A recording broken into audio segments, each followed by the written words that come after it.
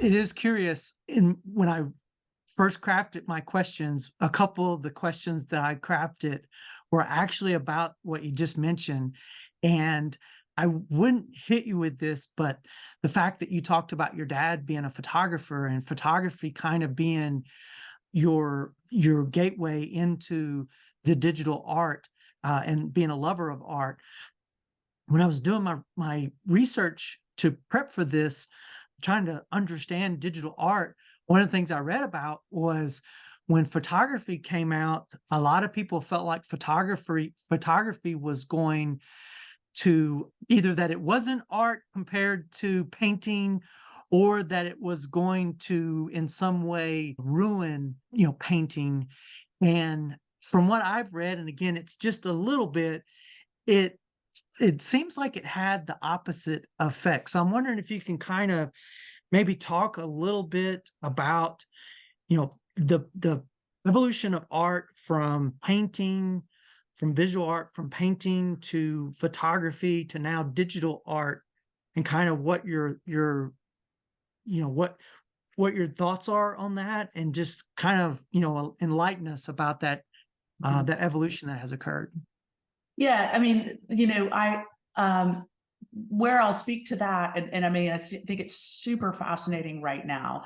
So obviously, when photography came along, people spent so much time painting and learning the craft of painting. We get really caught up in these terms of whether something is craft versus art and imagination, right? So craft would be that you can replicate a scene in its most exact, visual form possible.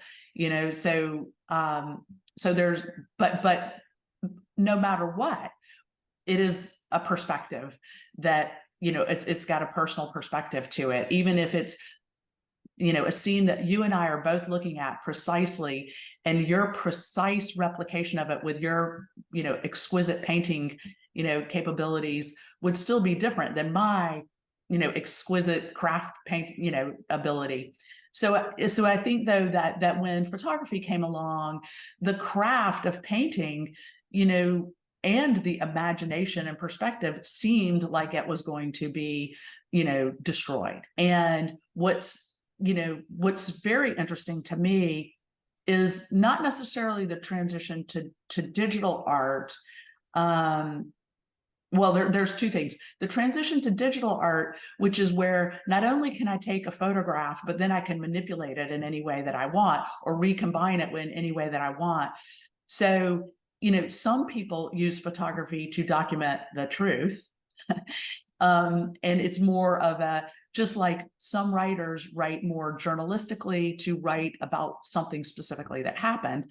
And then other writers write about their wildest imaginations, and fiction. Same with visual arts. Some people document reality to its, as exacting as they want, and then others are being imaginative.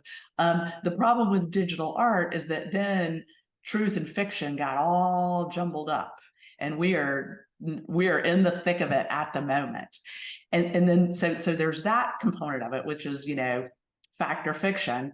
But the other component of that's so interesting about photography is right now, as you're seeing so many people be very upset about artificial intelligence and art, photography is a great way to kind of learn how new tools do not ruin art.